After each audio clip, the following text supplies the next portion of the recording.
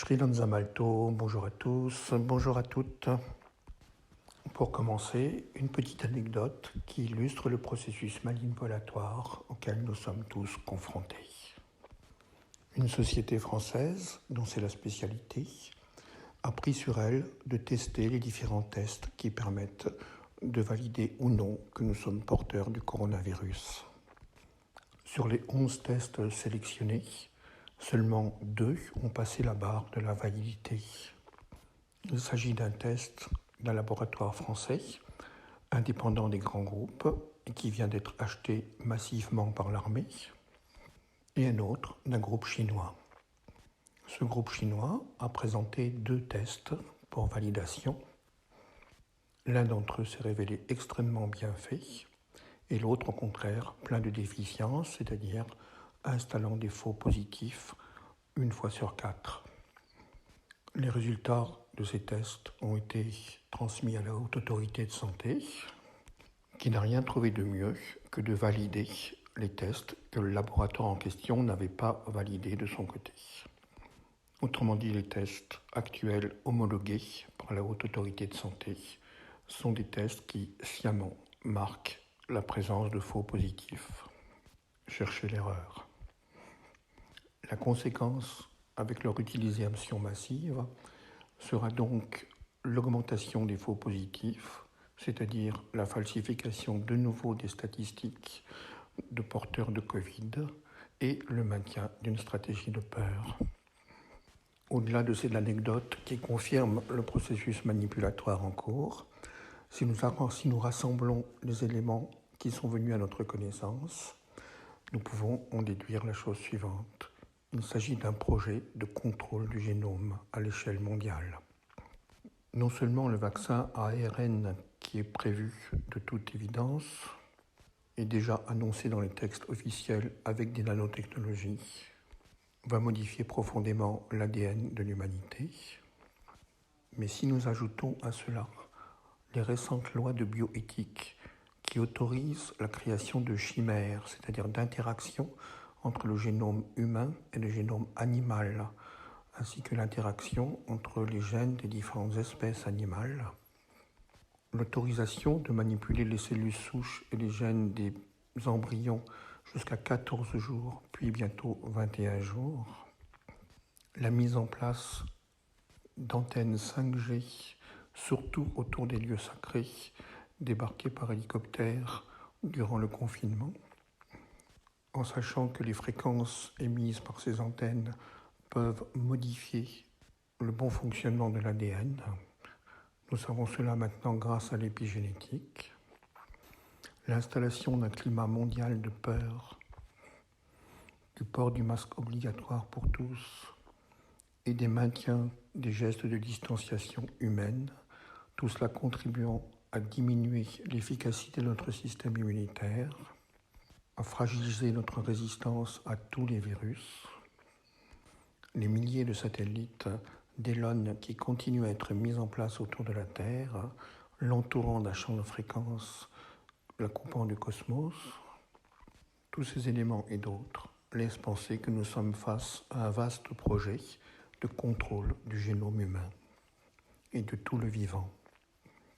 S'installe violemment un monde où l'humanité sera progressivement dénaturée au profit de la vision délirante du transhumanisme.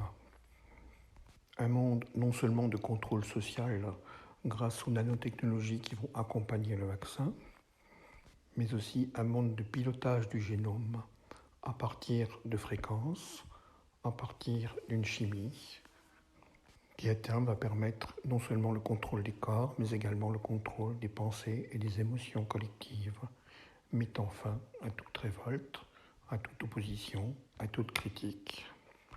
Nous sommes visiblement sur le chemin d'un camp de concentration planétaire à ciel ouvert. Il est donc extrêmement important de prendre conscience des enjeux actuels.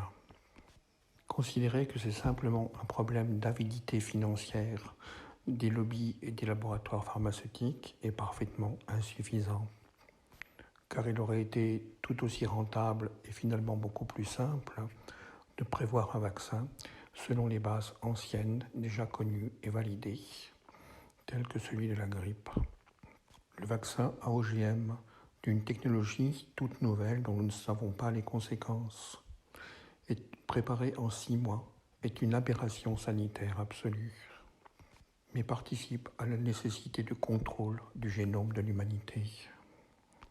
Face au nouveau monde, prévu, organisé, géré par le transhumanisme triomphant, il est grand temps d'organiser une autre alternative. Tout d'abord, retrouver, réaffirmer son intégrité et son propre pouvoir issu de sa dimension spirituelle.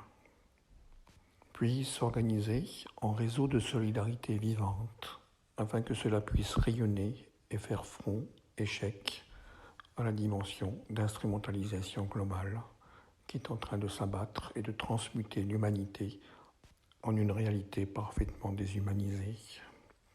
Transformer à l'intérieur de chacun et vers tous la peur en bonté, afin que celle-ci puisse retisser tous les liens sociaux qui ont été distendus et abîmés. Transformer également la tristesse imposée par le champ collectif en une qualité de bonheur intérieur, afin que celui-ci puisse être la matrice d'une force de création d'un nouveau monde issu des impulsions spirituelles. Mais également transformer la colère contre ces situations manipulatoires et violentes en une grande capacité de paix intérieure et de courage. Car ainsi, bien installé dans notre socle de confiance intérieure, aucune force ne pourra nous obliger à quoi que ce soit. Nous pouvons alors sortir sans masque dans les magasins en toute certitude et en toute confiance. Nous pourrons paisiblement refuser toute vaccination, laissant alors notre système immunitaire se renforcer naturellement par notre confiance en nous-mêmes et dans les autres.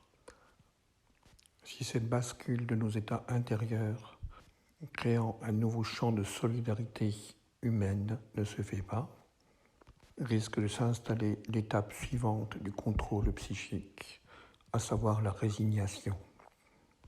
La colère sociale et collective, réprimée par les forces anti-émeutes qui ont déjà prévu cela, va se transformer en résignation collective.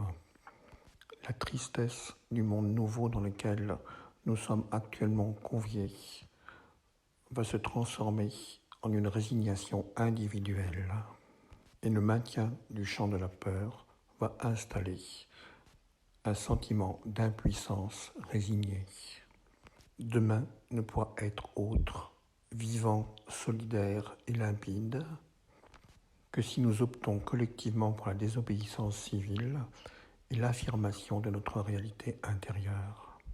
Lorsque nous aurons commencé à expérimenter que la puissance issue des forces spirituelles de notre être intérieur est infiniment plus importante que celle des forces qui cherchent à nous soumettre, à ce moment-là, nous commencerons à vivre plus pleinement sur un octave de création. C'était Shianza Malto.